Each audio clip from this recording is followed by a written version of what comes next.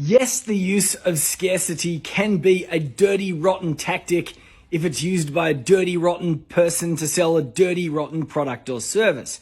But if you're in the business of delivering value, if you understand your customers' headaches, obstacles, aspirations, and desires, and you meet someone and they have a pain, it's up to you to use the assets at your disposal to help them come to a decision faster. If they can afford you, if what you're offering is within their reality, they're not going to go into massive amounts of debt. It's a relatively easy decision, yet they are facing extreme indecision for whatever fear or mental blocker or perceived lack that they're facing. It would be unethical of you to not use what you have at your disposal to help them make that decision. That's from an ethical perspective, but let's look at this from a purely commercial, transactional perspective. If you're selling a complex product or service, it usually begins with a conversation, a meeting of some sort of consultation. That could be an hour-long discussion or a strategy session. Guess what? Someone's going to pay for that. Who's going to pay for that 1 hour?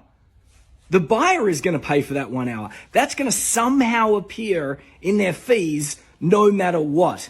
And that is because if I do the call, it's going to cost me time and therefore it's going to cost me money. If I recruit someone else to do it, I hire a consultant. It costs me money to find them. It costs me money to train them. It costs me money to keep them. It costs me money to give them all the equipment that they need to do the strategy call in the first place. If they have that call, let's put a value on it of say $300, someone's got to pay for that. And the person that's most likely to pay for that is usually going to be the buyer. That's how business works. Now, if the buyer can't make a decision and they have to have a second call, who's going to pay for that? The buyer. And if they still can't make a decision and they have to have a third call, who's going to pay for that? The buyer. Now, if each one of these calls is $300 plus another $300 is $600 plus another $300 is $900. This is money that someone is going to have to spend, right? Someone's going to have to pay for these calls, right? Now, if you are using bonuses to get a decision faster from someone who clearly needs you, guess what? You don't have to claw that money back from the client. In fact, you can offer a cheaper service across the board because your sales and marketing model is that much more efficient. Indeed, what you can do is you can take the value of that second or third meeting, like say $600 worth of extra time that you could spend convincing. You can take that $600 worth of time, transform it into a stronger, more meaningful service, maybe an extra layer of onboarding, maybe a little bit more one-on-one time, or package up some knowledge that you have into a product. You can give that to the person as a bonus for making a speedy decision. That's why when we talk about scarcity, the best form of scarcity is to say, if you make a decision today, I can give you these extra things.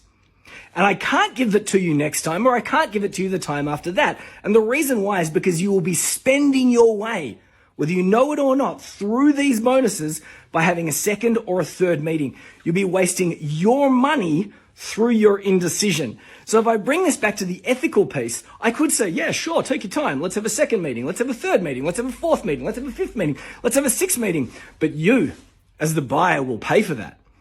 Or I can say, well, if you can make a decision today, I can add all these extra things to the equation and we can start tomorrow. I can add some, so I can de-risk it with some money back guarantees and some other elements so the person is never feeling like they're caught out. They don't feel like they have the pressure. If it's not working out, they can walk away and we get to stay friends. I can have all these de-risking elements, but at the very front of the conversation, I want to get to a decision faster. If it is the right type of person with the type of problem that we can solve, we can see that it's not going to be a financial burden. They are going to get an amazing outcome, a high return on investment. There's a clear cost of inaction. If we don't use everything at our disposal to help them make a decision faster and reward them in doing so, what we're otherwise doing is punishing them by allowing them to continue to make mistakes, live a half life, or suffer a pain that they're suffering, or they sign up after 3 or 4 decisions and we punish them again by charging them more. This is why I believe that scarcity in marketing through the use of bonuses is ethical.